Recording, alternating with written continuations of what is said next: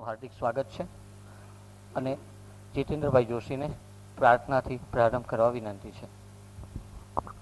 શાંતાકારમ ભુજંગશયનમ પદ્મનાભસુરેશમ વિશ્વાધારં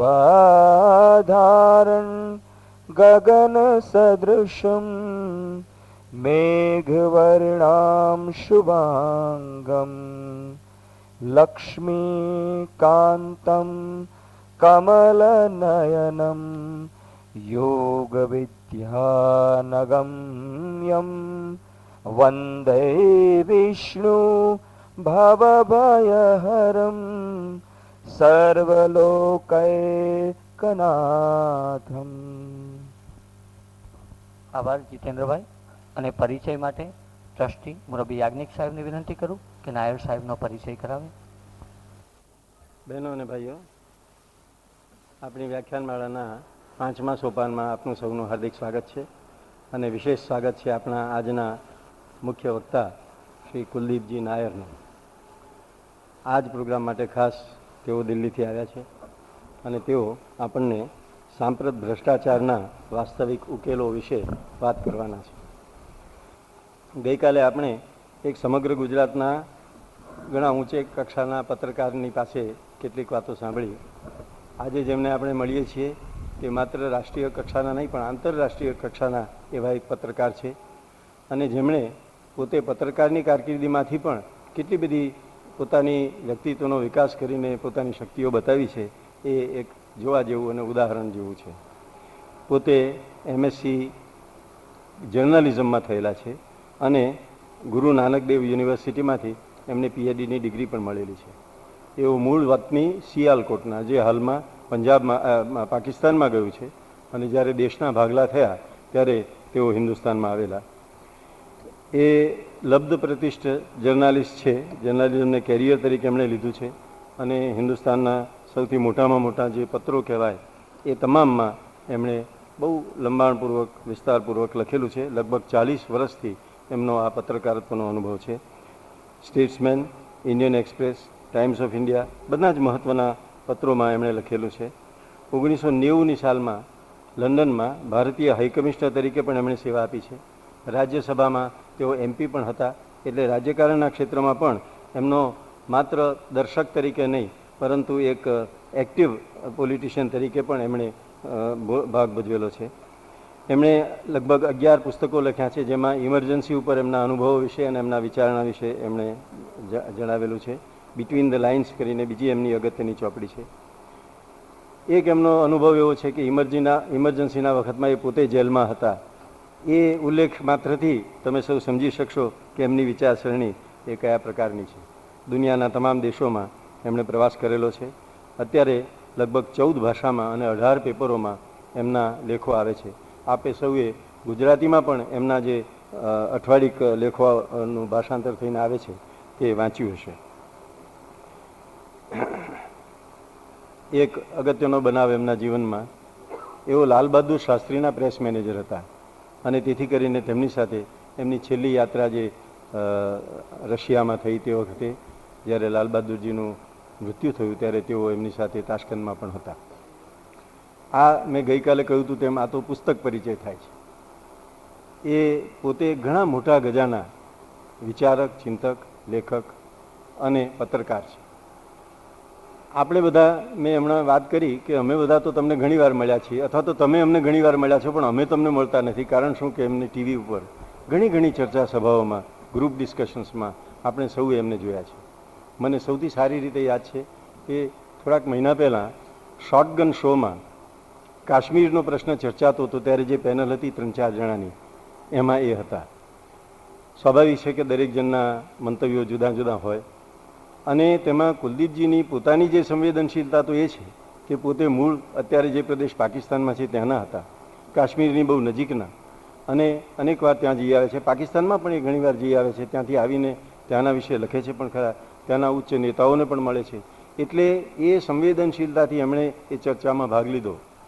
એમના મંતવ્યો બધા માને જ એવું નથી, મતભેદો પણ હોઈ શકે, પણ એમના મંતવ્યો એ કોઈ પણ જાતના પૂર્વગ્રહથી દોરાયેલા એવા નહીં પણ પોતે વિચાર કરેલું, પોતે ઓબ્ઝર્વેશન કરેલું, નિરીક્ષણ કરેલું અને તેમાંથી જે વિચારણા અને અંતે તારતમ્યો પોતે જે આવેલા તે તારતમ્યો ઉપર એમણે બહુ જ નિર્ભીકતાથી, બહુ જ નિડરતાથી અને તર્કબદ્ધ રીતે એમણે પોતાના વિચારો રજૂઆત કર્યા હતા. મને તે દિવસે એમ લાગ્યું કે એમાં એ ચર્ચા સભામાં સૌને સાંભળવા અને ખાસ કરીને એમને એ ઘણો મોટો એક લાભો હતો. એને માટે ખરેખર અમે સૌ જાણે આભારની લાગણી અનુભવીએ છીએ. હવે હું એમને વિનંતી કરીશ, પણ તે પહેલાં એમને જો કે ખબર તો હોવી જ જોઈએ, પણ નડિયાદના વિશે પણ 2-3 વાક્यों में એમને હું परिचय આપીશ. आपसे मैं ये कहना चाहता हूँ कि आप जहाँ पर आए हैं नडियाद में, 3 वाक्यों में मैं नडियाद की खासियत आपको बताऊंगा. सबसे पहले तो वो सरदार पटेल की जन्मभूमि है और उन्होंने शिक्षा भी यहाँ पाई. दूसरे, गांधी जी जब अफ्रीका से हिंदुस्तान में आए और उन्होंने सत्याग्रह आंदोलन चलाए तो उनका सबसे पहला आंदोलन था चंपारण में, और दूसरा उनका जो सत्याग्रह था वो खेड़ा सत्याग्रह था, जबकि उनका हेडक्वार्टर्स नडियाद में रहा था और यहाँ से उन्होंने सारा आंदोलन चलाया. ये दूसरी बात है. तब से लेकर नडियाद एक राजकीय दृष्टि से संवेदनशील शहर रहा है. राष्ट्रीय चळवळ में भी उसका प्रदान रहा है. हमारे यहाँ से एक गुजरात के चीफ मिनिस्टर भी नडियाद के हुआ करते थे, बाबूभाई जसभाई. तो ये इस तरह से एक सेंसिटिव शहर है. और तीसरा और एक अगत्य की बात यह है कि गुजराती साहित्य में नडियाद का एक बहुत बढ़िया प्रदान रहा है. 19वीं सदी के आखिर में और 20वीं सदी के प्रथम चरण में Nadiad was dominant in Gujarati literature. तो ये 3 खासियतें मैंने आपको बताई. हमको बहुत आनंद है आप यहाँ पर पधारे हैं. आपका स्वागत है. आभार.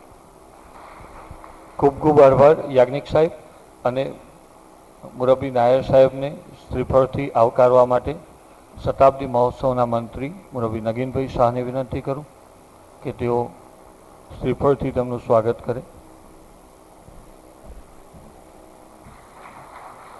આભાર શાહ साहब. मुरब्बी नैयर साहब को विनती करता हूँ कि वो अपना प्रवचन शुरू करें. ये अच्छा है, सभापति तो कोई हुआ ही ना, तो आप ही लोग उपस्थित देवियों और सज्जनों, मैं अभी अभी दिल्ली से सीधा यहाँ आ रहा हूँ और आपसे बात करके शाम के प्लेन से वापस चला जाऊँगा. तो इसलिए ये आप इस बात के लिए मैंने कहा कि सिर्फ आप लोगों से बात करने को आया हूँ, इसलिए जो मैंने बात करनी है वो आप ध्यान से सुनिए और उसके बाद जो सवाल हों वो आप जरूर मुझसे पूछिए. चाहता तो था मैं कि ये जो बम हुआ इस पे बात करूं, लेकिन जो यहाँ के ऑर्गेनाइजर्स हैं वो कहते हैं नहीं, भ्रष्टाचार भाई करिए. भ्रष्टाचार भी एक किस्म का बम ही है. तो मैं बात शुरू करता हूँ गांधी जी से. उस वक्त क्या स्टैंडर्ड थे, क्योंकि आफ्टर जब हमने आज़ादी पाई तो उसके बाद हम नीचे नीचे नीचे चलते रहे.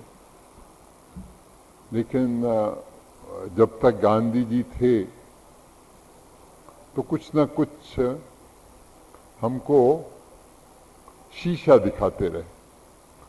अब तो कोई कौम में, नेशन में शीशा दिखाने वाला ही नहीं, क्योंकि जो दिखाने वाले हैं उनके मुंह इतने काले हैं तो कौन दिखाएगा.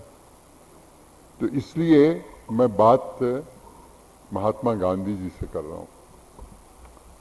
महात्मा गांधी जी ने वो जब ये एक दफ़ा कांग्रेस वर्किंग कमेटी, ये आज़ादी के पास की बात है, तो जब वर्किंग कमेटी बनाई गई तो गांधी जी से बात में वो लिस्ट दिखा लेते थे.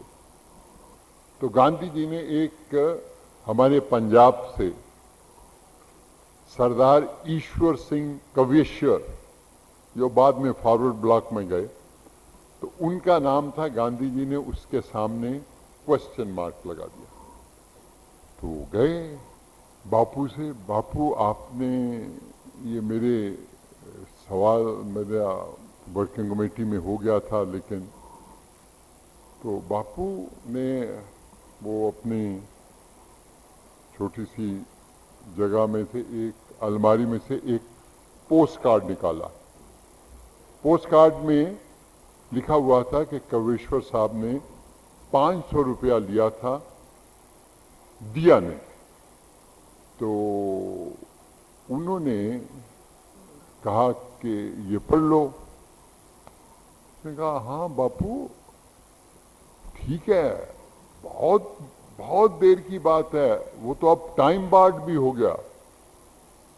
तो गांधी जी ने कहा कि द क्वेश्चन, सवाल जो है वो लीगल नहीं है, कानूनी नहीं है, एक मॉरल सवाल है। इसलिए उस वक्त 500 रुपये पे, जो कि एक टाइम बार्ड भी हो चुका था, तो गांधी जी ने कहा उसे कि the question is not legal but moral. तो रिश्वत का सवाल जो सबसे बड़ा ये है, वो ये नहीं कि कोई देख नहीं रहा, या ये नहीं कि पता नहीं चलेगा। सवाल यह है कि जब आप या कोई आदमी रिश्वत देता है या लेता है, क्या ठीक है, कानून की निगाह में बच जाता है, हर चीज में बच जाता है, सोसाइटी को भी नहीं पता चलता। बट ये सवाल हर के लिए एक मॉरल सवाल है। क्या हम सब लोग इसमें उतरते हैं या कितना उतरते हैं, ये मैं आप पे छोड़ता हूं। अब जहां पे ये बहुत एक बड़े स्टैंडर्ड थे, तो आज जब हर मेंबर पार्लियामेंट को, मिनिस्टरों को, यहाँ पे असेंबली मेंबरों को, दूसरों को, कि अपने, जब तुम आओ अपने एसेट्स डिक्लेयर करो। लेकिन मैंने जब आया पार्लियामेंट में तो मैंने पता लिया कि ये सिर्फ एक कहने की बात रह गई है। 1% भी ना एमपी ना मिनिस्टर देता ही नहीं। अगर किसी ने दे भी दिया तो वो उसे अपडेट नहीं करता, बस हो गया, और ना ही गवर्नमेंट कोई इसका परवाह करती है। आते ही एक बहुत बड़ी बात जो बीजेपी के लोगों ने सेंटर में कही था कि हर मिनिस्टर को अपनी संपत्ति बतानी पड़ेगी। अभी मैं कल चेक कर रहा था तो कहते हैं जी 25% ने भी नहीं की। तो कहने का बिना मतलब यह है कि ये सब चीजें जो इस तरह की हैं, वो सिर्फ एक स्लोगन बन के रह जाता है, एक सिर्फ इसलिए कहने को कि लोगों को लगे कि भाई बहुत हम बहुत अच्छे हैं, बहुत हैं, लेकिन असल में ऐसी बात नहीं है। जब स्टैंडर्ड की बात है तो जवाहरलाल के वक्त भी मानना पड़ेगा कि केडी मालविया एक मिनिस्टर हुआ करते थे। तो केडी मालविया को इसलिए कैबिनेट से छोड़ना पड़ा था क्योंकि उसने एक कांग्रेस फंड के लिए 5,700 रुपया लिया था और उसका हिसाब नहीं दिया था, मतलब लेते। तो उससे उन्होंने छुट्टी कर दी थी। उन्हीं के जमाने में ये सवाल आम उठा कि भाई ये सब जो पार्टियां, पॉलिटिकल पार्टियां, ये पैसा तो बनाती हैं, कहीं से यहाँ से लेती हैं, किसी अमीर आदमी से लेती हैं, कोई बाहर से लेती हैं, कोई कुछ।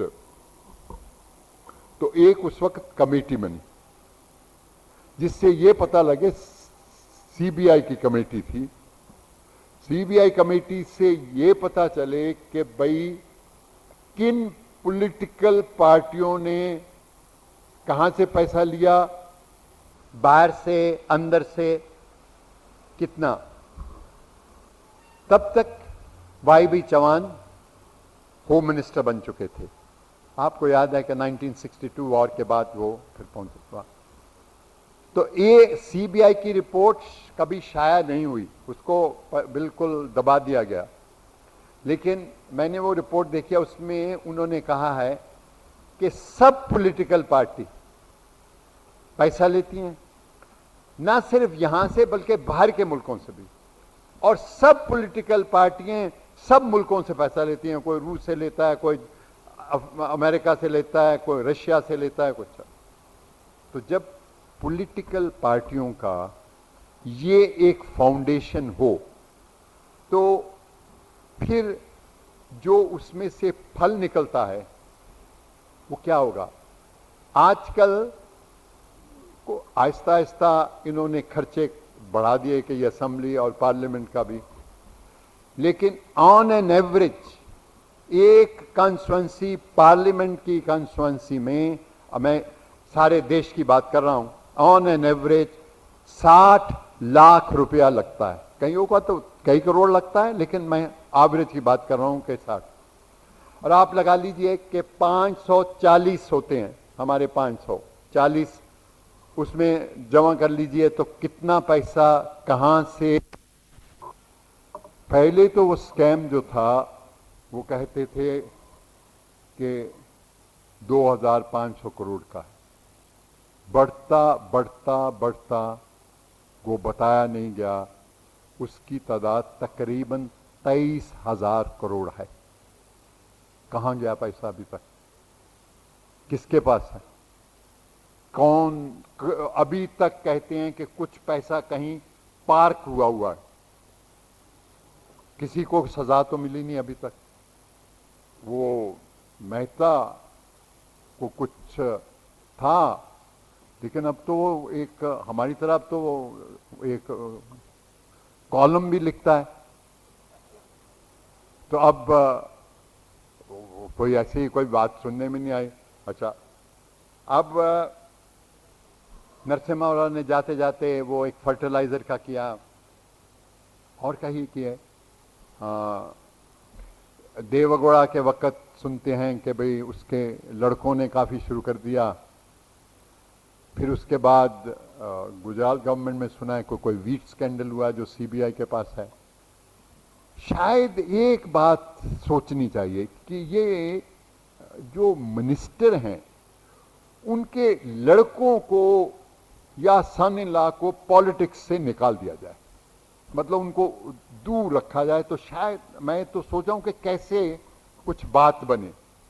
लेकिन क्या वो तो आजकल जुडिशरी में भी हो गया।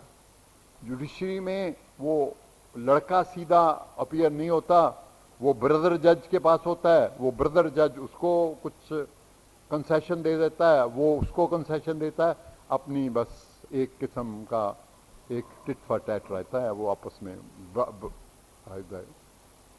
अब जो मैंने मसालें कुछ दी, बहुत मसाले हैं, मिसेस गांधी के वक्त की बात है, क्योंकि जो संजय गांधी का रोल था शुरू से लेके, वो तो सिर्फ एक्स्ट्रा कॉन्स्टिट्यूशनल और करप्ट था, और तो कुछ बात नहीं। बल्कि मुझे याद है कि मैंने जब ये किताब अपनी जजमेंट लिख रहा था तो किसी ने कहा कि आप संजय से भी मिलिए, एक किताब लिख रहे हैं। मैंने कहा भाई वो मिलता ही नहीं। फिर किसी ने अरेंज किया, तो मैंने उससे पूछा, मैंने कहा आपने ये कैसे समझा कि ये जो चीजें आपने की वो एक मारुति और क्या कुछ। तो मैंने कहा और जो लोगों पे तंग करना वगैरह, पकड़ना वगैरह। तो I said how will you get away with it, how did you think you will get away. कहने लगा कि ये सवाल मुझे मत पूछो, ये मेरी मां को पूछो। मैंने कहा क्यों? कहता है हमारी स्कीम ऑफ थिंग्स में इलेक्शन तो था ही नहीं कभी। 25 वर्ष कोई इलेक्शन नहीं था, उसके बाद हम देखते। तो मैंने कहा 25 वर्ष में इलेक्शन नहीं था तो आप हुकूमत ये रूल कैसे करते सर? कहता है देखिए ये तो बंसीलाल हमारा डिफेंस का रहता और हमने अफसर चुन लिए थे सारी स्टेटों में जो जिनके हम जरिए अपना काम करते। ये इसलिए सब चीजें उसने सोची या आज सोची जा रही हैं या सोचते हैं या जो लोग करते हैं, क्योंकि आप लोगों में अब जबान नहीं रही, आप में प्रोटेस्ट नहीं रहा। आप अब माफ कीजिए, आप एक फर्नीचर का हिस्सा हो गए हैं। और अगर आप फर्नीचर तो कुछ थोड़ा बहुत इधर उधर आपको भी मिल जाता है तो आप चुप हैं, at the expense of the country, the nation.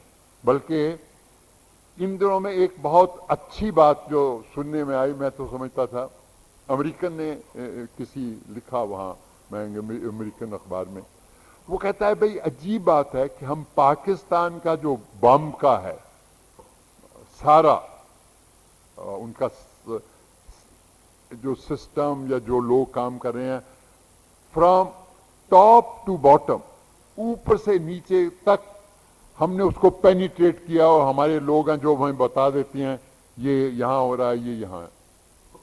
उनको हिंदुस्तान के मतलब कुछ नहीं पता। मैं तो बहुत, ये तो भगवान की कृपा है या वो ऐसे लोग हैं जिन्होंने एक तक खबर नहीं की किसी को, इसलिए मुझे लगता है कि उसमें पॉलिटिशियन बहुत कम थे। तो ये अगर किसी पॉलिटिशियन वगैरह ज्यादा होते तो शायद इस चीज को पता ही चल जाता। तो इसलिए हो सकता है मतलब मैं गेस कर रहा हूं कि क्यों हो रहा है या कैसे हो रहा है, लेकिन मैं गेस करता हूं कि भाई ऐसे क्या। लेकिन अगर इस सोसाइटी में हमने देखा कि ये चीजें हो रही हैं, छोटी छोटी खाने की मिलावट है, दवाइयों में मिलावट है, आप कहीं बाहर चले जाइए तो कभी मतलब चाहे लंदन में चाहे अमेरिका में खाने की और दवाइयों पे कभी किसी को विचार नहीं होता। पानी भी वही अपने अपने नल से पी लिया तो नहीं होता। ये जो गिरावट हमारे देश में आई, मैं ये नहीं कहना चाहता कि भाई इसका कसूर था उसका कसूर था, ये आहिस्ता आहिस्ता हम नीचे चलते रहे। जैसे कि आज़ादी के जितने भी हमारे इरादे थे, जितनी हमारी बातें थीं, आहिस्ता आहिस्ता 50 साल में हमने उनको काफ़ी हद तक कमज़ोर कर दिया।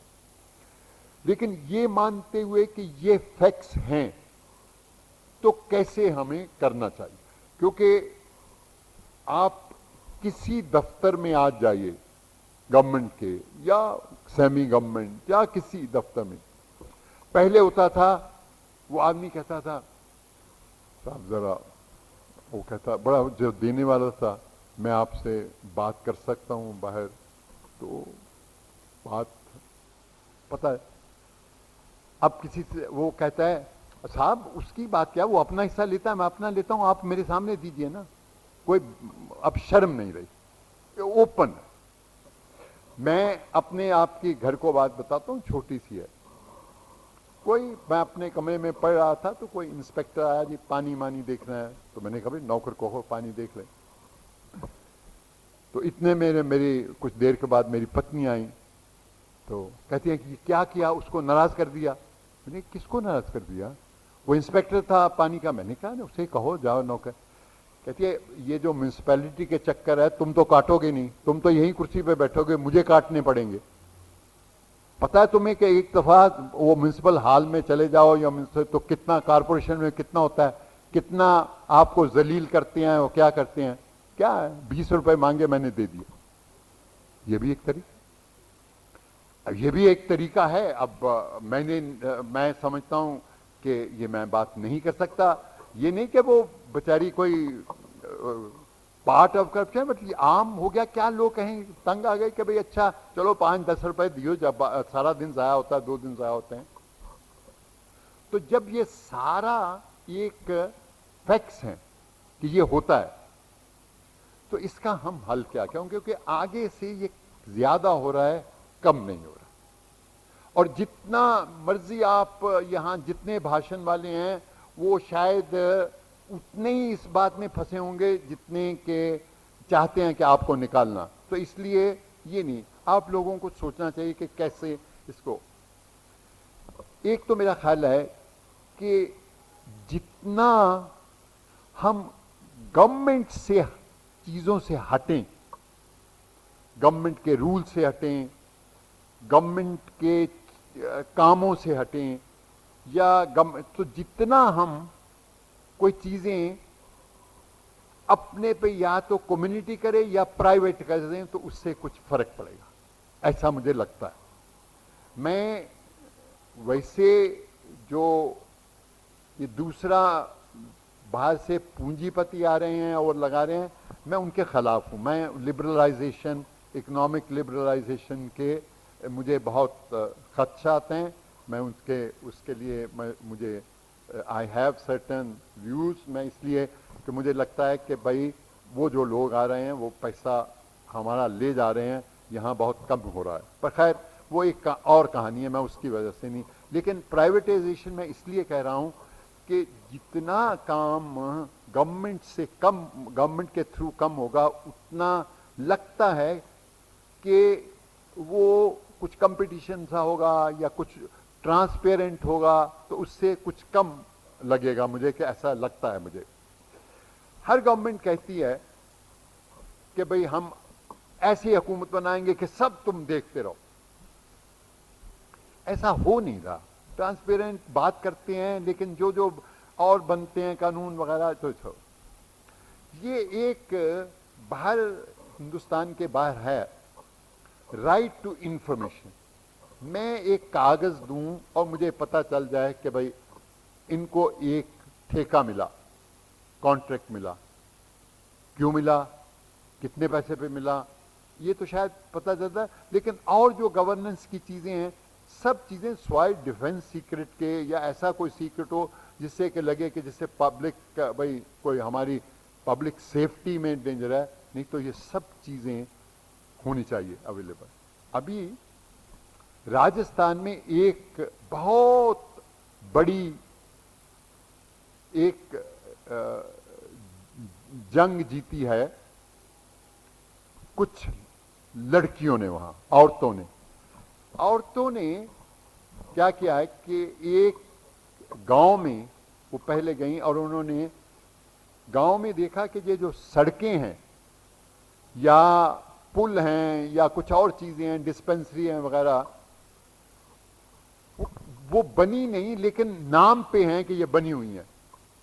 तो उन्होंने गवर्नमेंट, फिर एजिटेशन हुई, फिर असेंबली में सवाल हुआ, तो अब ये हो गया है कि किसी गांव का जितना खर्चा है वो गजट में छप जाता है कि भाई इस, जैसे आपके यहां भाई गवर्नमेंट 5 करोड़ खर्च कर रही है, कुछ अस्पताल पे 4 करोड़ खर्च कर रही है, कोई पानी पे, वो सब खर्चा, और हर कोई उसका हिसाब ले सकता है। बिल, हमारे बिल पेश करो।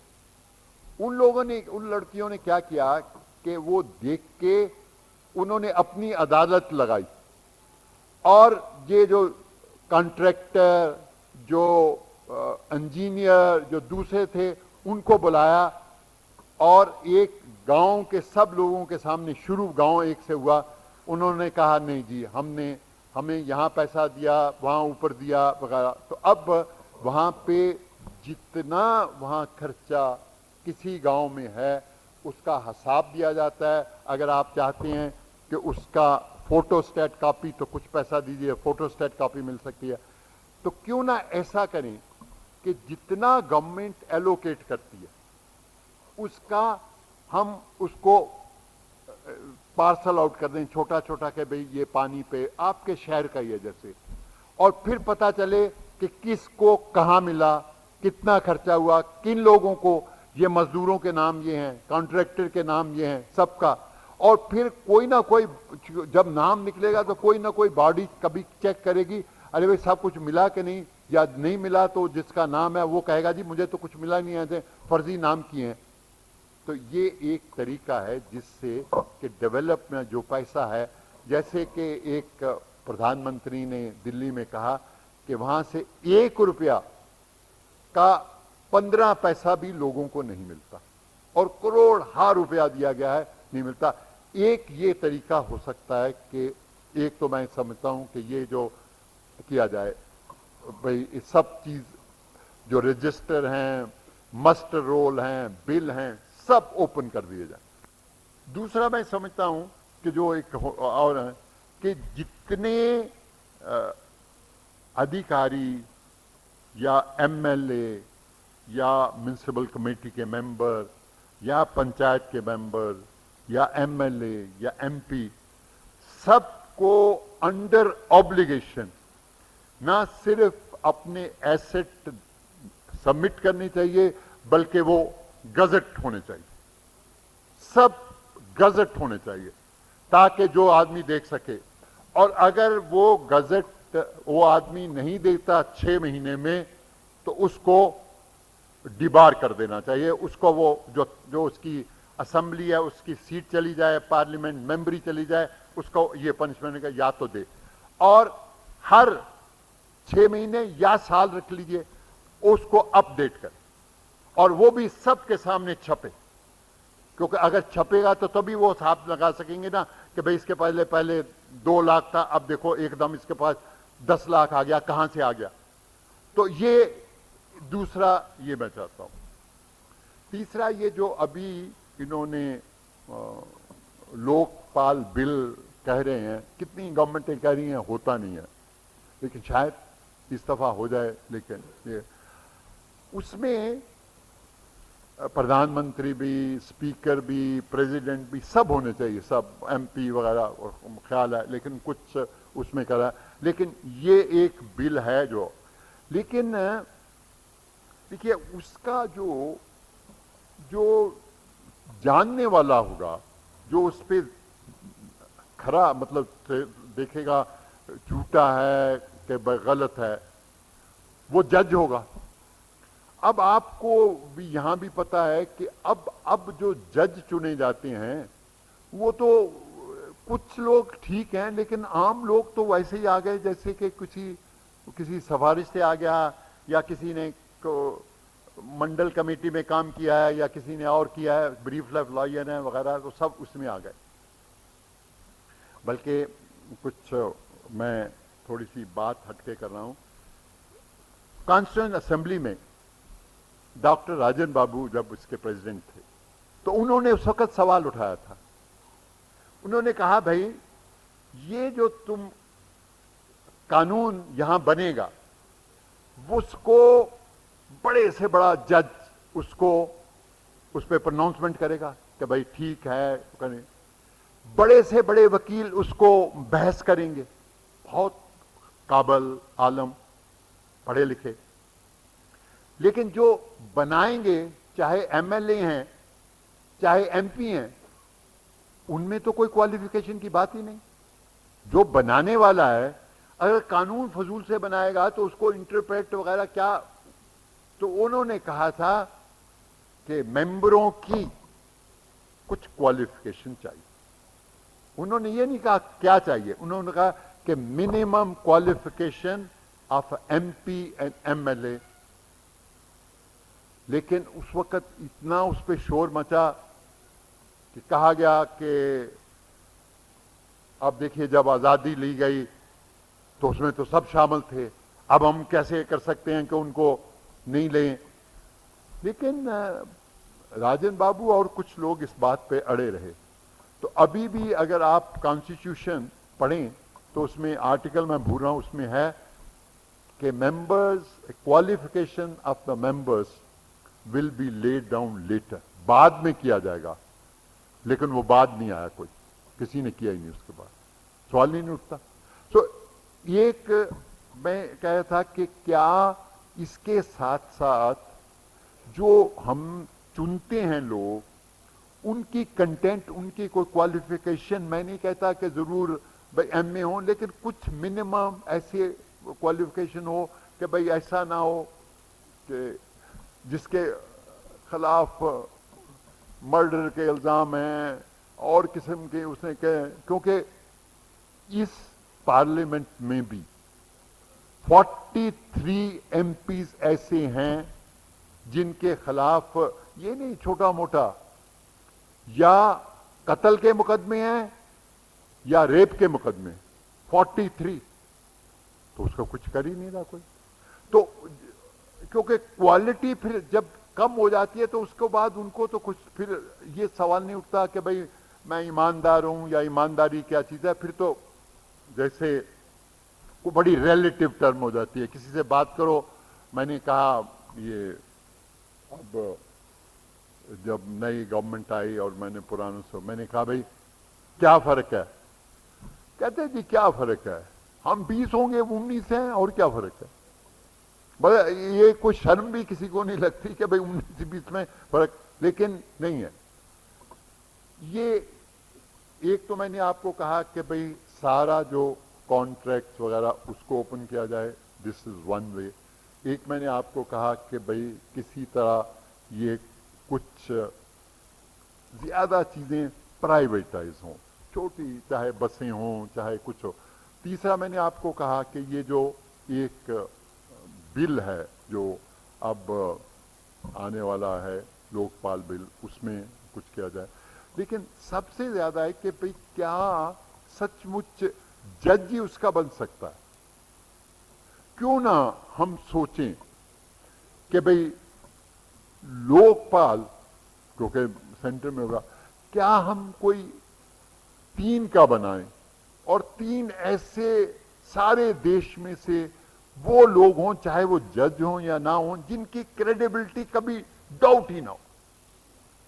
ऐसे तो कोई आदमी मिल ही जाएंगे ना अपने देश में, 3 भी मिलने कोई मुश्किल है, कोई साउथ नॉर्थ कहीं से मिल जाए।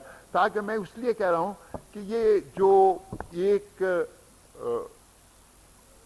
देखिए ना, एक सुप्रीम कोर्ट का जज था जिसने इतना फर्नीचर लिया, जितना वो चंडीगढ़ से क्या क्या लाया, फिर एक वो जब उसका मद्रास में वो कोई शादी हुई तो लोगों को मुफ्त टिकटें मिली। अभी भी मैं आपको कह सकता हूं कि कुछ इंस्टेंसेस हैं, अभी सुप्रीम कोर्ट में भी हैं, जिसमें कि बहुत के मतलब एक क्वेश्चन उठता है क्रेडिबिलिटी का।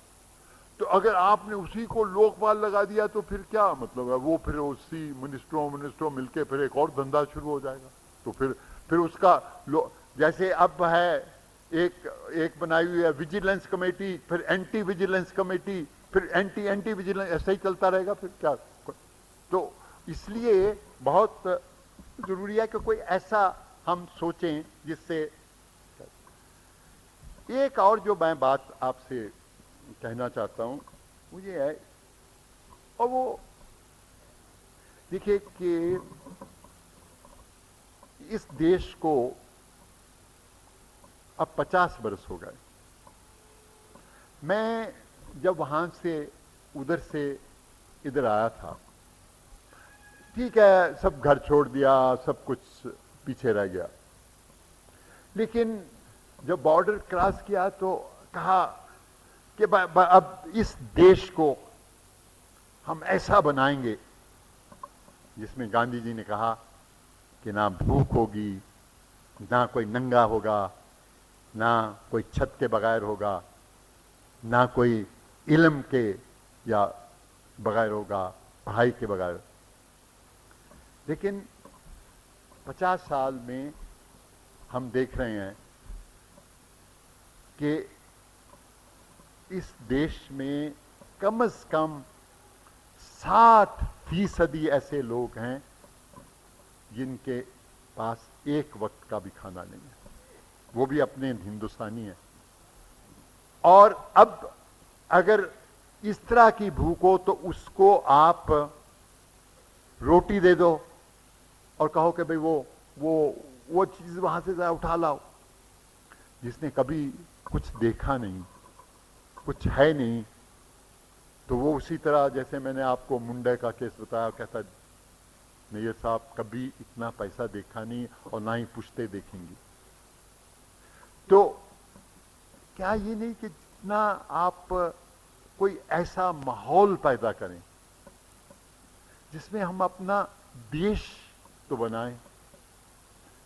मैं जब लंदन में था हाई कमिश्नर, तो मिसेस थैचर रूस से होके आई।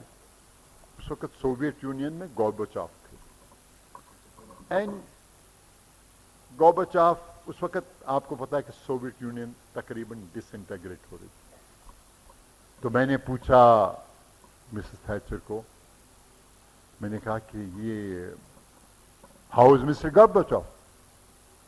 कहती हैं he says the country is slipping from my hand, देश मेरे हाथ से निकल रहा है। तो कहती है मैंने उसे कहा हिंदुस्तान में जाओ और देखो किस तरह उन्होंने सदियों से इस देश को इकट्ठे रखा है, कैसे कितनी जातें हैं, कितने प्रांत हैं, कितनी जबानें हैं, कितने मजहब हैं, लेकिन इकट्ठा रखा है। वो एक हमारी बहुत बड़ी देन है, परमात्मा की देन है, या अपने सभ्यता की देन है, या हमारा ईथॉस है कि हमारे में एक सेंस ऑफ अकोमोडेशन है। हम किसी को बुरा इसलिए नहीं समझते, अरे किसी और मजहब का है या किसी, हमें आपस में रहना का आपस में बना हुआ है हमारा। सोवियत यूनियन इसलिए डिसइंटीग्रेट हो गया क्योंकि वहां इतना खर्चा फौज का आ गया, अमेरिका से लड़ाई थी, इतना पैसा था नहीं और हर चीज पे लगाना पड़ता था उसका मुकाबला करने के लिए, तो कुछ एकदम डिसइंटीग्रेट हो गया। वहां पे कोई ये सेंस ऑफ अकोमोडेशन नहीं थी।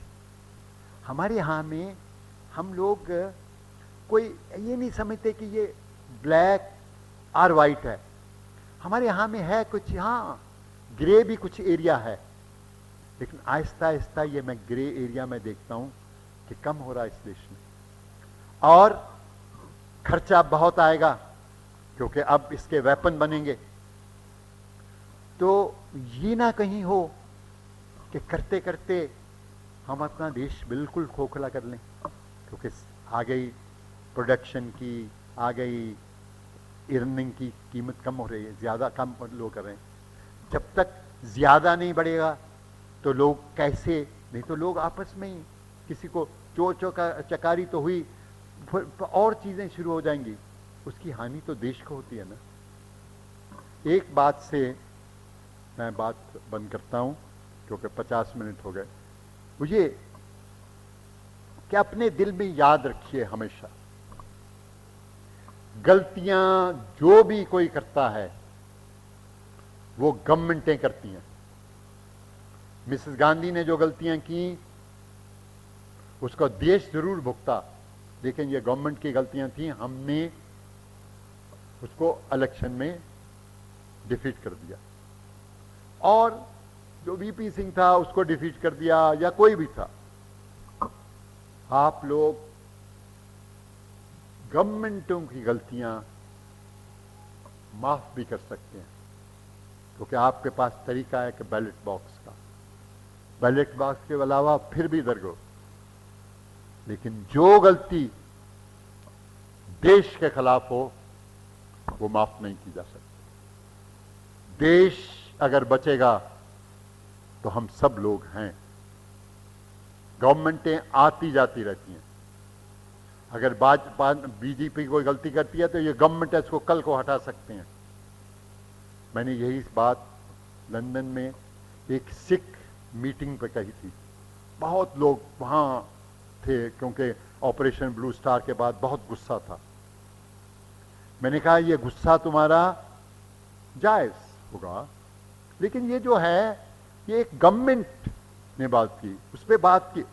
लेकिन अगर तुमने देश को हानि की, जो तुम्हारा उतना ही है जितना बाकियों का है, किसी का खास का नहीं, ये हिंदुओं का देश नहीं, ये मुसलमानों का देश नहीं, ये सिखों का देश नहीं, ये सब भारतवासियों का देश है। और यही गांधी जी का इथॉस था, यही गांधी जी की लड़ाई थी।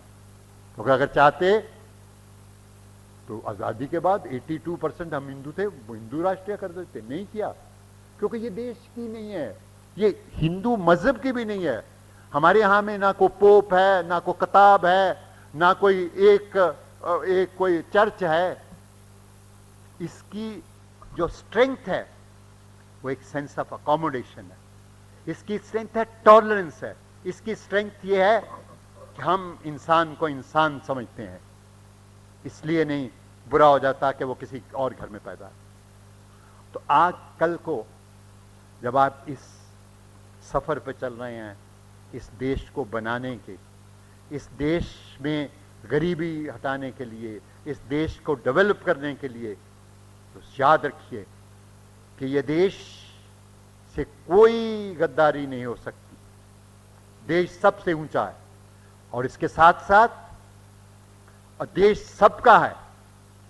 जो भारतवासी है, जो इसको भारत में फख्र है, इसका है। जैसे आई थिंक शायद पंडित नेहरू ने या किसी ने कहा था, who lives if India dies and who dies if India lives. So ये देश कभी भी गवर्नमेंट और देश को इकट्ठा मत कीजिए, ये ऊंचा है, ये एक आदर्श है। और जब हम भ्रष्टाचार की बात कर रहे हैं तो इस देश का जो जंग है उसको कैसे उतारें, इसके लिए हर कोई अपना अपना दिल टटोले, जमीर टटोले कि क्या कर रहा हूं मैं अपने देश के लिए। देश तो शायद मेरे लिए काफी कुछ किया, मैं देश के लिए क्या कर रहा हूं। और अगर ये तैयारियां यहाँ के लोगों का और लोगों का, मैं समझता हूं कि देश में कल को जो बहुत मुसीबतें आएंगी उसका बहुत अच्छी तरह से मुकाबला करेंगे। बहुत बहुत धन्यवाद आपका। जिससे आपके प्रयास या आपकी ये बात निष्फल हो जाती है, कृपया इसका कोई वास्तविक सॉल्यूशन बताएं। मैंने ये बताया था कि डॉक्टर राजन बाबू ने कहा कि कुछ मिनिमम क्वालिफिकेशन चाहिए। एमएलए, एमपी, जो भी कॉरपोरेशन मेंबर है, कुछ ना कुछ मिनिमम एजुकेशनल क्वालिफिकेशन जरूर चाहिए। कोई व्यक्तिगत व्यापारी या नागरिक घूस नहीं देता तो उसका काम नहीं होता, और ऊपरी भ्रष्टाचारी अधिकारी भी उसको हैरान करते हैं। इसलिए ये घूस देना और ये घूस लेना कहाँ तक सही है, और इसके सिवा और कोई चारा है?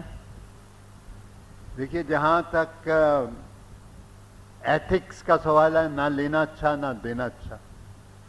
लेकिन जैसे मैंने आपको अपनी पत्नी का उदाहरण दिया, ये नहीं मैं कहता कि उन्होंने अच्छा किया, क्योंकि वो बहुत पूजा पाठ में भी सब करती हैं, तो लेकिन अब जब तक ये बात ऊपर से शुरू नहीं ना होगी, ये नीचे तक नहीं पहुंचेगी।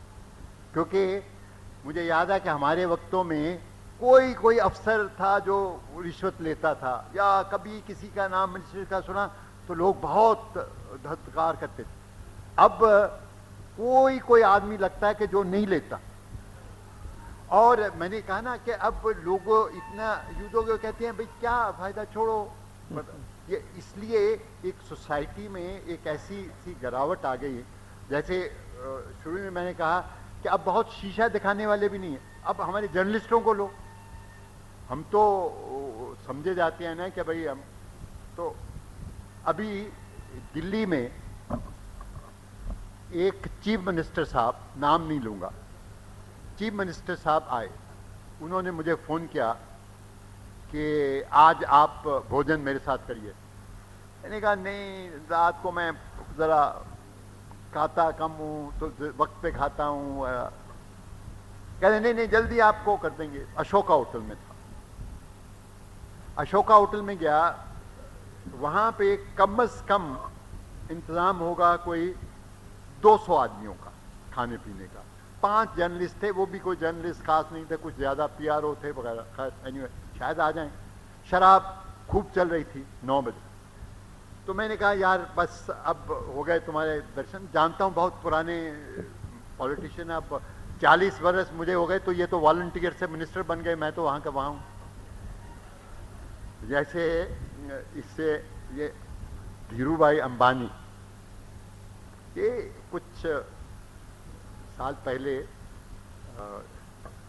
ताजमहल होटल है दिल्ली में, तो उसके मैं बरामदे में टहल रहा था, तो मेरे पास एक आए, कहने लगे आप कुलदीप नैयर हैं? मैंने कहा जी। मैं धीरूभाई अंबानी। मैंने कहा धीरूभाई अंबानी मतलब वही है? तो कहते हैं हाँ, मैं आपको जब कॉलेज में था ना तब से पढ़ता हूँ। तो मैंने कहा धीरूभाई कि आप कहाँ पहुँच गए? हम कहा तो उन्होंने खैर अच्छा, दूसरे दिन उन्होंने एक चॉकलेट का डब्बा भेजा। खैर that's another thing all together. ये मैंने ऐसे डाइग्रेशन की। लेकिन तो ये जो आदमी जो चीफ मिनिस्टर, तो मैंने कहा भाई अब मैं चलता हूँ।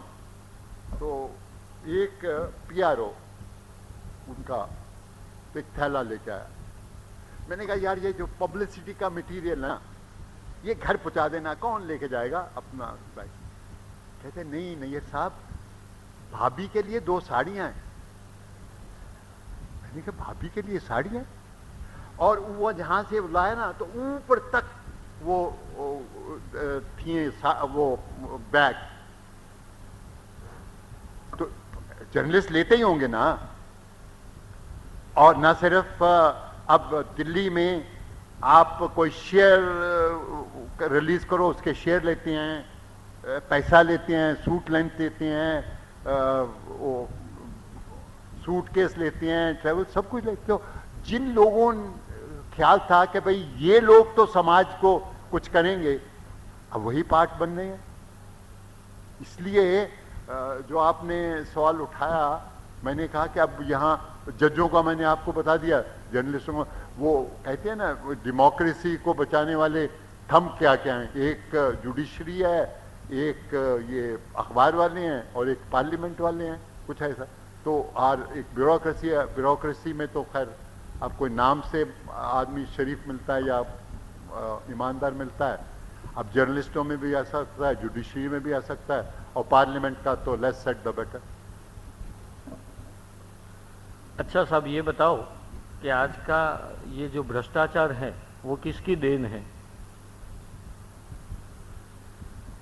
देखिए भ्रष्टाचार देन इस तरह है कि हमारे खर्चात बढ़ जाते हैं। खर्चे हमारी जो डिजायर्स हैं ना, गांधी जी कहा करते थे cut the cloth according to your need. जितना मिलता है मतलब उसके हिसाब से तुम तो वो जितनी नीड्स कम करो, गांधी जी ये कहा करते थे कि अपनी जरूरियात कम करो। क्योंकि अगर जरूरियात कम है तो खर्चा कम होगा और अपने में कर। बल्कि जब मैं चीन में गया तो वहां पे कुछ तो उन्होंने कहा कि जी देखिए माओ ने ये किया, ये वो यही था कि माओ ने कहा कि अपनी नीड्स कट करो, और उन्होंने नीड्स के हिसाब से। मैंने कहा ये माओ क्या भाई, ये तो महात्मा गांधी है, तुम माओ की बात करो। हमारे महात्मा जी ने ये कहा कि जितना अपनी नीड्स को कम करते चलो, तो जब नीड्स कम होंगी, जरूरत कम होंगी ना, तो तब उतना फिर आपको खर्चा जब बढ़ता है तो आप खर्चा फिर ढूंढते हैं, भाई यहां से मिल जाए, वहां से मिल जाए, किसी रिश्तेदार के पैसे मार दो, किसी दोस्त के मार लो, या किसी दफ्तर में कुछ कर लो, फिर क्योंकि ये होता है कि भाई। दूसरा ये जो एक पहले कुछ सादगी का, अभी गुजरात में मैं देखता हूं कुछ सादगी का रवाज है। दिल्ली में तो रवाज ही नहीं सादगी का। जो सादगी है वो कहते हैं बेवकूफ आदमी है, क्या पढ़ा है, कुछ है ही नहीं, ये तो भूखा है। यहां कुछ पहले जो कुछ सादगी की इज्जत थी, तो अब जॉर्ज फर्नांडिस जब पहली दफा जनता के वक्त जब इमरजेंसी के दौर के बाद मिनिस्टर बने, तो पहले उस घर में ये फैसला था, अरे यहां तो गलीचा नहीं है और बड़ा गलीचा लाओ ना, वो करो ना। तो ये जो इस तरह की हमारी ऑस्टेंटेशियस लिविंग, और क्योंकि अब लोग हर एक को तोलते हैं, अरे इसके पास कितना पैसा होगा, रहता अच्छी बड़ी गाड़ी है ना, वो देखो बंगला बहुत अच्छा है, ये अपने देश में नहीं था। देखिए गांधी जी एक सिर्फ थे, और जब पता नहीं आपको कितना पता है कि जब वो घूमे इस देश में, तो एक जगह एक औरत को देखा कि बिल्कुल पास उसे कपड़ा नहीं है, तो उन्होंने ऊपर की चादर भी अपने दे दी। तो ये जो जब हम अपनी डिजायर्स, नेसेसिटीज, जिनको मर्जी का ज्यादा करते रहते हैं, एंड देन कहीं से तो ग्रैब करते हैं क्योंकि हमें चाहिए कि अपना पैसा। जर्नलिस्टों को तो शाम को दारू भी चाहिए, कहां से दारू पैसा आता है? कोई तनख्वाह से थोड़ा आता है, किसी एम्बेसी से ले लिया, किसी मालिक से ले लिया, किसी कुछ कर लिया, और जो चाहते हो लिख दिया। ये जो नौकरी वगैरह में आरक्षण के बारे में आप क्या मानते हैं? क्या आपको ये नहीं लगता कि ये आरक्षण ही भ्रष्टाचार बढ़ा रहा है? देखिए, रिजर्वेशन जो हैं, ये हमें अपने देश में कोई सीमा बनानी चाहिए। मैं नहीं कहता कि भाई 5 साल में खत्म, शुरू में तो सिर्फ 10 साल के लिए हुआ था, अब उसके बाद तो वो पॉलिटिक्स से जुड़ गया। चाहे आज से 25 साल कर लो और कहो कि 5 साल में 20% कम होता जाएगा, या हर साल 5% कम होता जाएगा, लेकिन इसकी सीमा करनी पड़ेगी। देखिए, सीमा इसलिए नहीं होती क्योंकि अब वो इलेक्शनों से जुड़ गया। हर कोई पार्टी हो, वो कहता है मुझे बैकवर्ड में वो अपना वोट बैंक बनाना है, वो मुझे हरिजनों में बनाना है, मुझे उस कम्युनिटी बनाना है, तो फिर ये वो है बिकम। इसमें तो या तो आप लोग इसमें बहुत एजिटेशन करो, नहीं तो ये जब तक ये पॉलिटिशियन में ऐसी कोई बात नहीं आएगी, मुझे नहीं लगता कि ये कोई रिजर्वेशन कम होगी। और उससे क्या फर्क पड़ रहा है? देखिए कि जो अच्छा लड़का है नॉर्मल, उसको बहुत दुख होता है, और उसका एक नॉट सिर्फ कॉम्प्लेक्स हो जाता है, बल्कि वो कोशिश करता है, अरे यार देश छोड़ो कहीं और चलो। इसलिए बहुत जरूरी है कि इसका कोई ना कोई लिमिट होनी चाहिए। आपसे पाकिस्तान के प्रति सॉफ्ट कॉर्नर होने के बारे में कई प्रश्न आए हैं, तो कृपया आप इस विषय में आपके विचार स्पष्ट करें। नहीं, मैं समझा नहीं सवाल। पाकिस्तान सॉफ्ट कॉर्नर बहुत है आप?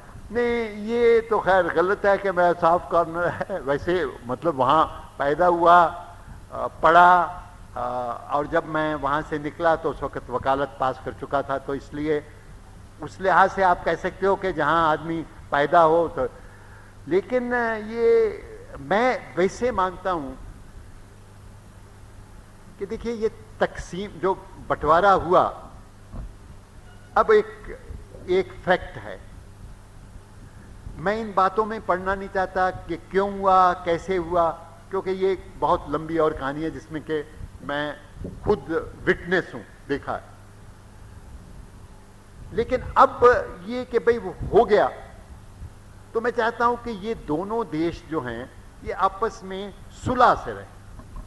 3 लड़ाइयां हुई आपस में, हर और फिर वो कोई ना कोई ISI, कोई बॉम्ब, को कुछ इधर उधर, तो वो, और जो असल में बात, वो जो हिंदू मुस्लिम की हॉस्टिलिटी है, वो पाकिस्तान और इंडिया में रिफ्लेक्ट होती है और फिर अपने देश में रिफ्लेक्ट होती है। तो मैं समझता हूं कि भाई ये चीजें अब खत्म होके वो अपने अपने करें, हम अपना करें, और ये जो बॉर्डर है एक साफ रह जाए, साफ बॉर्डर, हम जाएं आए। और तो मेरे दिमाग में कोई ऐसी नहीं, क्योंकि मैं समझता हूं कि कश्मीर मेरे देश का उतना ही हिस्सा है जितना एक कन्याकुमारी या तमिलनाडु है। अपने देश के जो एडमिनिस्ट्रेशन डिपार्टमेंट है अलग अलग, तो आप क्या मानते हैं इस सब डिपार्टमेंट में से सबसे ज़्यादा भ्रष्टाचार कहाँ पर है? मतलब गवर्नमेंट में गवर्नमेंट डिपार्टमेंट, एडमिनिस्ट्रेशन डिपार्टमेंट। कौन सा सबसे होगा? देखिए, ये डिपेंड करता है अमाउंट पे। बाहर तो ऊपर तो बहुत बड़ा बड़ा अमाउंट होता है, यहाँ तो बहुत छोटा छोटा होता है। जितना मर्जी आप डिपार्टमेंट लगा लीजिए तो वो तो नहीं। पर मेरा अपना ख्याल है कि सबसे, अगर कोई देखा जाए ये आंकड़े, कंपटीशन एग्जाम में पहले लोग आईएएस आईएफएस को प्रेफरेंस देते थे। अब इनकम टैक्स और एक्साइज डिपार्टमेंट को देते हैं। तो जाहिर है कि वहां पे कुछ ना कुछ काफी स्कोप होता होगा, तभी तो देते हैं। तो मैं समझता हूं कि इनकम टैक्स और एक्साइज डिपार्टमेंट सबसे ज्यादा है। आज के समय में धर्मालय की कुर्सी के लिए भी लाखों की रिश्वत दी जाती है और इसमें भी मर्डर या किडनैपिंग ऐसा कुछ होता है। तो धर्म को पवित्र कैसे रखे? मैं सवाल नहीं समझा। आज के समय में जो धर्म है उनकी कहीं कुर्सियां हैं, ये कुर्सियां बदलने के लिए, लेने के लिए भी कहीं रिश्वत ली जाती है और दी जाती है। तो धर्म को पवित्र कैसे रखे? देखिए, धर्म जो है वो एक इंडिविजुअल से जुड़ा हुआ है। मेरा धर्म या मेरी ज़मीर या मैं हूं, वो मेरे पे है। और अगर मैं अपने धर्म, जो मेरा धर्म है, और धर्म मैं समझता हूं कुछ वैल्यूज हैं, ये मंदिर मस्जिद या गुरुद्वारा नहीं मैं समझता जाने से है। धर्म मेरी जो वैल्यूज हैं, अगर मैं अपना उसका रक्षक नहीं बन सकता तो कोई बाहर से नहीं इसको रक्षा नहीं कर सकता। ये तो अपने आप को सोचना पड़ेगा कि कौन से मेरे असूल कौन से हैं, और उस असूलों में मैं किसी को वायलेट करने की हिम्मत नहीं दे सकता। तो इसलिए जब आप कहते हैं कि धर्म से वायलेशन से काफ़ी पैसा ज़ाया होता है, वो इसलिए होता है कि ये जो धर्म आज का है ना, वो वोटों का धर्म रह गया। असली जो धर्म है वो दिल का, या जो अपने आप को एक कन्विक्शंस हैं, या एक वे ऑफ लिविंग है, या वे ऑफ बिहेवियर है, या एक मैं सोसाइटी का मेंबर हूं तो मेरे क्या है, वो नहीं रहा। अब तो ज़्यादा ये रह गया कि भाई एक जो ये बड़े बड़े नेता हैं वो बस इसको, पानी को इतना पल्यूट कर दिया है कि वोट के नाम पे। क्या आप मानते हैं कि भ्रष्टाचार के नासूर को राजनीति या राजनीतिज्ञों ने नहीं, लेकिन समाज ने ही पार पोस कर बड़ा किया है? मैं समझता हूं सबसे ज्यादा कसूर तो जो राजनीति में उनका है, फिर उसके बाद ब्यूरोक्रेट्स को कहता हूं। बल्कि कई दफा तो मुझे लगता है कि ये ब्यूरोक्रेट्स ने ही उनको सिखाया। सो इसलिए जो अफसर है, नौकरशाही है, और जो राजनेता हैं, उनमें गठबंधन है। अब तो उनके साथ क्रिमिनल जो वो भी मिल गया है और पुलिस वाला भी मिल गया है। तो ये एक सारा एक अजीब सा नेक्सस सा हो गया है, पॉलिटिशियन का, क्रिमिनल का, ब्यूरोक्रेसी का और पुलिस का। भारत देश के द्वारा जी, भारत अपने देश के द्वारा अभी अभी किए गए परमाणु परीक्षण के बारे में आपके विचार यहाँ पर फिर से स्पष्ट करें। देखिए, इस जो बम हमने चलाया, इसके दो पहलू हैं। एक बम कि हम हैं केपेबल, और ये कि भाई ये जो 5 देश ने ठेकेदारी की है और भाई हम हैं बस और कोई नहीं है, तो मैं बहुत इस बात पे खुश हूं कि भाई ये जो उनकी ठेकेदारी है, हमने थर्ड वर्ल्ड में गरीब आदमियों को दिखा दिया कि भाई हम भी तुम लोगों से कम नहीं। सब ये एक इसका एक ये पॉजिटिव एस्पेक्ट। दूसरा पहलू है कि ये जो बम को लेके जो दूसरा ये जिंगोइज्म हो रहा है, अरे हमारी पार्टी ने कर दिया, सब 74 से हो सकता था कभी को, ये क्या है? अच्छा, और ना सिर्फ जिंगोइज्म पर ये कि भाई अब इसको मिट्टी को लेके सारे देश में चलो, और एक वो जैसे वो लेके गए थे ईंटें, उसका अभी तक हिसाब नहीं है, खैर यानी वो अलग बात है। और फिर एक वहां पे एक शक्ति पीठ बनेगा। ये जो चीजें हैं ये अपने देश को शोभा नहीं देती, क्योंकि ये जो चीज हमने की है या साइंटिस्ट ने किया है या सारे देश ने किया है, ये एक सब देश की है, किसी पार्टी की नहीं है, किसी इंडिविजुअल की नहीं है। ठीक है, कोई कह सकता है कि हमने ज्यादा हिम्मत की, लेकिन देश अब जो भी आएगा, जो उसका सैंक्शन होगा या उसकी पनिशमेंट होगी, देश की है। तो इसलिए ये जो दूसरा पहलू है ना, ये जो जिंगोइज्म वगैरह, या अरे हम पाकिस्तान को मिटा देंगे, हम चीन को मिटा देंगे, गलत बात है। चांदनी चौक में एक शायर लगे हुए हैं कि अब तो हमने दुनिया को फतह करना है, अभी हिंदुस्तान को तो फतह कर लो भाई।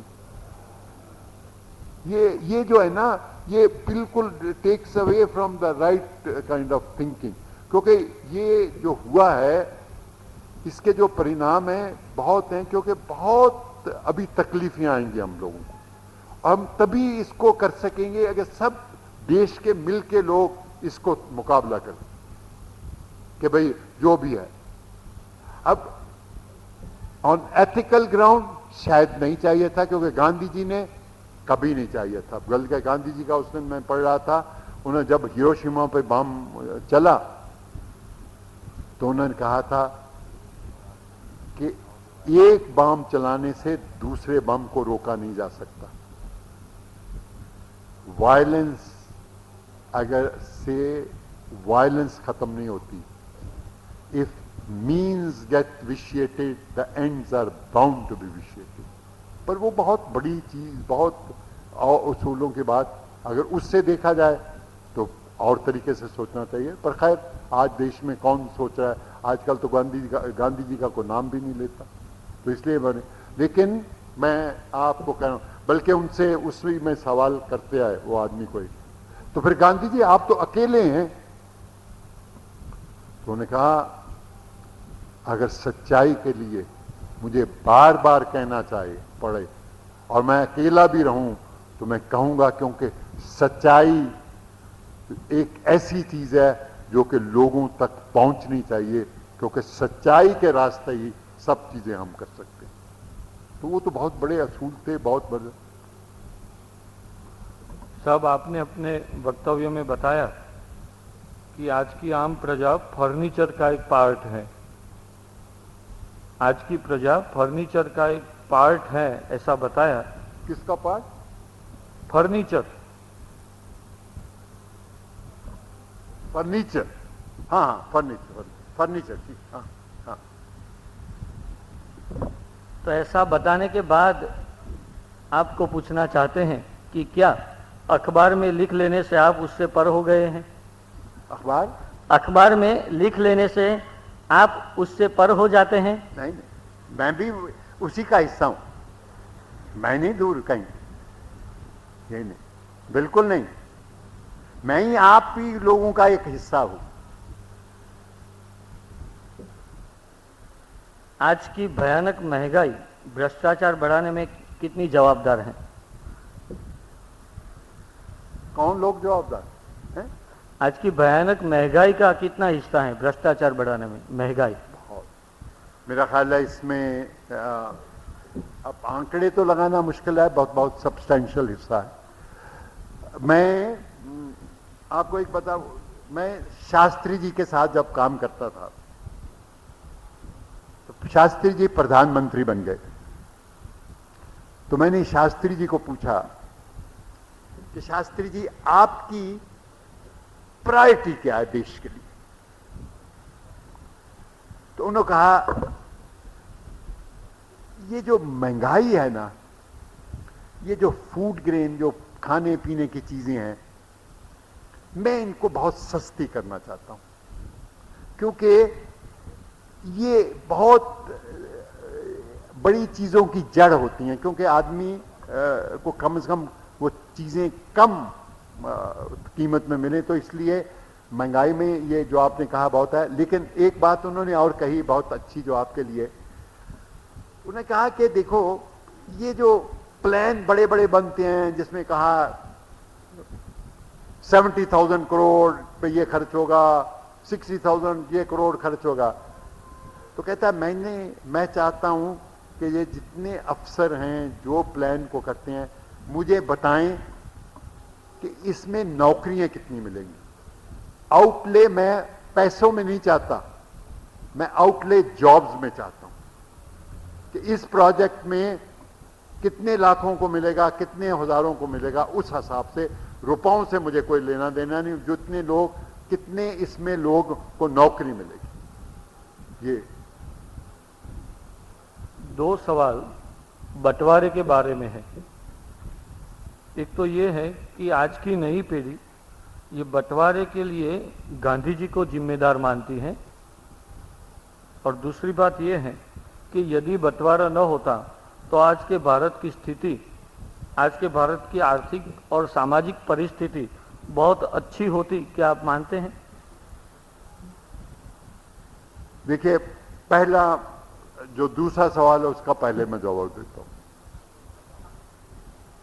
अगर ये सारा सब कॉन्टिनेंट इकट्ठा रहता तो इसमें दो राय कोई नहीं कि ये बहुत ताकतवर होता, और ये जो ऐसे फजूल पैसा वेपन पे या हथियारों पे खर्च होता है, लड़ाइयों में खर्चा नहीं होता, ये तो इसमें कोई दो राय नहीं है। लेकिन बंटवारे की वजह क्या थी? हम भी लोग 47 में या 46 में हम लोग नहीं चाहते थे कि बंटवारा हो, क्योंकि अब बंटवारा का मतलब था कितने लोग मारे जाएंगे, कितने घर उजड़ेंगे, सब कुछ था। लेकिन उस वक्त हमारे पास कोई चारा नहीं था, क्योंकि उस वक्त एक आदमी जो मोहम्मद अली जिन्ना ने ये कर दिया था कि हिंदू और मुसलमान दो कौमें हैं, खाते अलग हैं, सोते अलग हैं, समझते अलग हैं, और ये इकट्ठे नहीं रह सकते। बहुत एक हेट्रेड की थी। तभी आपको पता है कि जब ये बंटवारा हुआ और अंग्रेज चले गए तो 20 लाख आदमी मारे गए, लोगों ने मार दिए एक दूसरे को, और 2 करोड़ आदमी बेघर हो गए थे। तो इसलिए ये तो नहीं कि भाई कोई उस वक्त ये चाहे कि भाई को बंटवारा, लेकिन उस वक्त कोई रास्ता नहीं दिखता था। और जब बांग्लादेश की लड़ाई हुई के बाद मैं गया इस्लामाबाद, तो जनरल अयूब उस वक्त, अब जुल्फकार अली भुट्टो बैठ गए थे, तो वो अब रिटायर्ड आदमी थे। तो मैं उनके पास गया ऐसे सलाम करने के लिए, तो कहने लगे कि भाई कब आओगे ये जो हिस्सा पाकिस्तान का बाकी भी फतह करने को? मैंने कहा जी हमारे यहाँ तो ऐसी कोई बात भी नहीं करता। कहते नहीं, but I want to tell you we shall be always a thorn in your flesh. एक हम तुम्हारे यहां कांटा, तुम्हारे बॉडी में, तुम्हारे जिस्म में रहेंगे। अगर यहां सब उधर के लोग दिल से चाहें तो वो एक अलग बात है, अगर आप फतह करके जाएं तो वो एक अलग बात है। क्योंकि ये चीज तभी इस देश, तभी तो मैं कहता हूं कि भाई अभी ये सॉफ्ट बॉर्डर हो, लोग एक दूसरे को देखें। बहुत गलतफहमियां उधर भी कि भाई ये कहां होता है, यहां वहां भी बहुत गलत, इधर भी बहुत गलत हैं, तो एक दूसरे को देखें। मैं नहीं चाहता कि कभी ये जबरदस्ती इकट्ठा हो, जब हो वहां के लोग चाहें तो तब इकट्ठा हो, उसके बगैर अगर ये कभी इकट्ठा हुआ तो उसके बहुत परिणाम गलत होंगे और फिर वही प्रॉब्लम कई और तरह के शुरू हो जाएंगे। जहां रहा सवाल गांधी जी का, गांधी जी जब सरदार पटेल और पंडित नेहरू ने फैसला कर लिया कि अब हम जितना देश मिलता है उतना ही ले लेंगे, क्योंकि अब हम लोग बूढ़े हो गए हैं और एक और कौन फिर से एक एजिटेशन और सत्याग्रह करें, हमारे में तो हिम्मत नहीं। और फिर जो भी हमने हिंदुस्तान सोचा बनाने का हम बनाए, तब कुछ अपने में कुछ अभी सांस है, तो उन्होंने मान लिया माउंटबेटन के पास। तो जब माउंटबेटन गांधी जी को कहा कि भाई सरदार पटेल और जवाहरलाल तो मान गए और वो कहते हैं कि हमें ये चाहिए, तो गांधी जी ने कहा कि अगर ये लोग चाहते हैं तो फिर मैं क्या हूं। इसलिए उसमें ना दोष फ्रंटियर गांधी होते थे, बादशाह खां, उसका नहीं है, मौलाना आजाद का नहीं है और गांधी जी का नहीं है। अगर है तो इन दोनों का है। लेकिन उस वक्त हालात ऐसे थे कि अब देखा जाए तो शायद एक सिविल वार हो जाती, उसमें कुछ होता, कितने साल ये सिविल वार चलती, क्योंकि एक हेट्रेड बहुत हो चुकी थी ये। और मैं समझता हूं कि कभी कभी मैं सोचता हूं कि अब जो हेट्रेड क्रिएट की गई, ये इसका बहुत परिणाम गलत होंगे। अब अपना देश है, सब अपना देश हिंदुस्तान जितना है उसको इंटेग्रेट करें, उसको सॉलिडिफाई करें, कंसोलिडेट करें, क्योंकि 120 मिलियन लोग को अगर अपने आप से साथ नहीं मिलाओगे तो ये कभी देश इतना स्ट्रांग नहीं होगा। इसलिए सोचने का ढंग गलत है। हम पाकिस्तान को एज ए कंट्री ठीक है अपना कंसोलिडेट, और पाकिस्तान किसी ना किसी दिन मजबूर होगा कि ये जब बहुत यहाँ इकोनॉमिक अपॉर्चुनिटीज हो जाएंगी सब कुछ, तो वो लोग कहेंगे कि क्या गलत चीज हमने की, तब ये। लेकिन पहल उनसे आनी चाहिए, हमसे। आजकल के नेता लोग द्वारा प्रेसिडेंटशिप सिस्टम लाने की कई विचार होते हैं, आपकी इस बारे में क्या राय है? प्रेसिडेंशियल सिस्टम,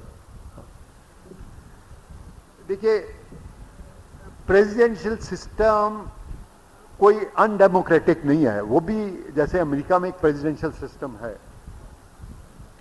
लेकिन हमें कुछ यहाँ का तजर्बा ऐसा है, जब मिसेस गांधी आई तो उसने अपने आप को इस तरह डिक्टेटर बना दिया कि भाई मुश्किल था, पता नहीं कि वो इमरजेंसी खत्म होगी कि नहीं। इसलिए यहाँ पे अगर कोई आदमी जिसको बड़ी ताकत पूरी दे दी जाए और एक सारे देश की, तो मैं कुछ डरता हूँ। मैं समझता हूँ कि इस वक्त तो पार्लियामेंट के सामने जाता है और पार्लियामेंट का कुछ डर होता है और पार्लियामेंट उसको फेंक भी सकती है, लेकिन वो तो फिर 6 साल रहेगा और उसके बाद 6 साल में क्या कर दे इस देश को, वो आंसरेबल तो होता नहीं है, क्योंकि वो तो जितनी भी। तो इसलिए मैं सोचता हूँ कि इस बात पे कुछ सोचना चाहिए।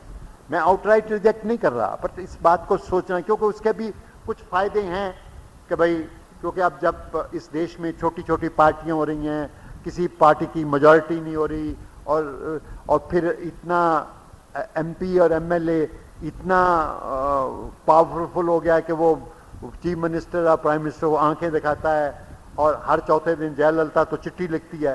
तो ये बातें भी सोचने की हैं। इसलिए इस पे को भी अभी निर्णय लेने से पूरी डिबेट होनी चाहिए इस कंट्री में। मैं अंतिम 2 सवाल आपको पूछ रहा हूँ। कश्मीर के प्रश्न को हल कैसे किया जाता है? कश्मीर के प्रश्न को कैसे हल किया जा सकता है, और आज की एजुकेशन सिस्टम के बारे में आपकी क्या राय है? कश्मीर में कश्मीर के प्रश्न को हल कैसे किया जाता है, ये एक सवाल। दूसरा सवाल ये है कि आज की एजुकेशन सिस्टम के बारे में आपकी क्या राय है? एजुकेशन, देखिए कश्मीर में अभी हम कुछ लोग एक्टिविस्ट गए थे, कोई 10 दिन 12 दिन की बात है। जहां तक सवाल है वहां मिलिटेंसी का, वो तकरीबन खत्म है। ऐसे कोई पॉकेट्स हैं, ये जम्मू के ऊपर की पहाड़ियों में वो पाकिस्तान के लोग आ जाते हैं, वो कुछ कर रहे हैं, लेकिन ऑन द होल अब खत्म है। दूसरा कि ये जो सब लोग हैं, चाहे हुर्रियत के हैं चाहे जमात के हैं, अगर वो आज नारा दें कि भाई जुलूस के निकालो तो लोग बाहर नहीं आते, या दुकानें बंद करो तो बहुत रिस्पांस कम है। लोग तंग आ चुके हैं। अब ये वक्त है कि जब के पॉलिटिकल बात करनी चाहिए। अगर ये फारूक गवर्नमेंट जो कि अभी 1.5 साल हुआ, जो काफ़ी इलेक्टेड भी लोग, मतलब उन्होंने लोग काफ़ी लोग आए इलेक्ट करने को, कुछ और तरह भी वोट पड़े, लेकिन कुछ 1.5 साल में कोई ऐसी बात नहीं इस इलेक्टेड गवर्नमेंट ने की हो जिससे लगे कि कोई पॉलिटिकल प्रोसेस शुरू हो रहा है।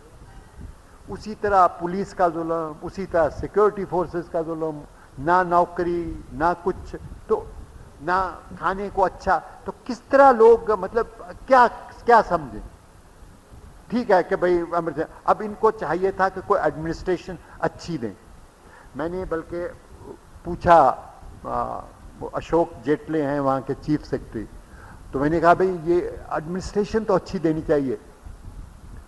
वो कहने लगा कि I have yet to find an officer, मुझे कोई ऐसा ऑफिसर नहीं दिखता जो भ्रष्टाचार से ऊपर है। वैसे रिश्वतखोरी, इसमें हमें चाहिए कि अपने देश से कम से कम 40-50 अफसर, बहुत चुने हुए, इंटेग्रिटी जिनकी हो, सब कुछ, उनको अभी वहां पोस्ट करें, वहां पे कोई एडमिनिस्ट्रेशन ठीक दें। फिर उसके बाद मैं समझता हूं कि उनसे बात करनी चाहिए। फारूक भी होगा, दूसरे भी होंगे, और शायद मेरा अपना विचार है कि जो हमने आर्टिकल 370 रखा हुआ है उसके बीच समझौता हो सकता है। कोई सवाल नहीं उठता और का, ये हिस्सा अपने देश का हिस्सा है, तो इसलिए इसका सेसेशन का सवाल नहीं उठता, ये वो भी जान गए। तो इसलिए, लेकिन इसको पॉलिटिकली हल किया जा सकता है। रहा सवाल एजुकेशन का, अब देखिए कि एजुकेशन में आम ये कहा नहीं जाता, बात बता रहा हूं आपको, कि गांव में जो स्कूल हैं वहां तो मास्टर बहुत कम जाते हैं, क्योंकि वो तो शहरों में ही रहते हैं, और या फिर अच्छा, या कोई स्कूल ढंग के नहीं है, कोई दरख्तों के नीचे हैं। अच्छा, अब जब बड़ी पढ़ाई आती है, आप देखते हो तो ये जितने ज़्यादा टीचर वगैरह हैं, वो कम कमिटमेंट टू एजुकेशन है। ये हमको सोचना चाहिए कि ये पैसा जितना मर्जी पैसा लिए जा रहे हैं ज़्यादा, मैं पैसे के खिलाफ नहीं हूँ तो, लेकिन आई डू नॉट फाइंड, मुझे लगता नहीं कि हम एजुकेशन की तरफ उस तरह ध्यान दे रहे हैं, ये जो पढ़ाने वाले हैं या जो इस डिपार्टमेंट से तल्लक रखते हैं, जितना के रखना चाहिए, ये मुझे लगता नहीं। अंतिम बात साहब, मानो आपको पीएम बनाया जाए तो आप भ्रष्टाचार को कैसे हल करेंगे? देखिए, कहते हैं कि वो खुदा गंजे को नाखून बांधे, मतलब ये होता है कि अगर उसके नाखून होना तो वो अपना वो गंजा होता है, वो उसको ही छे के खून कर लेता है। नहीं, मैं तो नहीं कहता कि मैं इस योग्य हूं कि इस देश का प्रधानमंत्री बनूं। लेकिन इतनी बात जरूर है कि अब जब मेरी जिंदगी के कुछ साल रह गए हैं तो मैं सोचता हूं कि देश बहुत बड़ा बने मेरा। आप लोग देखोगे बड़ा बनेगा, क्योंकि लोग अब बहुत, जब तक कुछ हम उस तरफ चलेंगे नहीं, कुछ असूलों की तरफ नहीं चलेंगे, कुछ इस देश को बनाने की तरफ नहीं चलेंगे, तो कोई भी पीएम आ जाए फिर क्या है। देश की ताकत आप लोग हैं, और आप लोग अगर इस देश को बनाएं, ये सोचें कि हम कैसे बने। ये ठीक है, लीडरों को लीड जरूर करना चाहिए, वो अच्छे लीडर होंगे तो अच्छा होगा। अच्छा, अब यही हम आज से यही अपने दिल में करें कि मैं इस देश की कैसे सेवा कर सकता हूं, क्योंकि मेरा देश बहुत एक बड़ा देश, बलवान देश बनना चाहिए। मुझे बाइबल में लिखा है कि कभी कुछ लोग वेस्ट से ईस्ट में आएंगे इस देखने के लिए, क्योंकि वो भटक चुके हैं या भटक रहे हैं, हमारी तरफ आएंगे। लेकिन अगर हम भी बस इस छोटी शानों में और दूसरी चीजों में रह गए तो इस देश को क्या आदर्श, क्या बड़ी बड़ी बिल्डिंगों से देश नहीं बनता, बड़े बड़े हथियारों से देश नहीं बनता। देश की एक स्पिरिचुअल हेरिटेज, एक स्ट्रेंथ है। मैं कभी कभी सोचता हूं कि वो हम खो रहे हैं। बहुत कोशिश करनी चाहिए कि हम किसी तरह उसे पाएं। बहुत बहुत धन्यवाद। बहुत बहुत धन्यवाद। इस गांव की ओर से, ये जो लाइब्रेरी है इसकी ओर से हम आपके आभारी हैं, और आप फिर से अगले बरस भी आप आ सकते हैं तो हम आपको चाहेंगे। खूब खूब आभारी हैं हम आपके। Thank you very much. यहाँ कार्यक्रम पूरो थયેલો જાહેર કરું છું।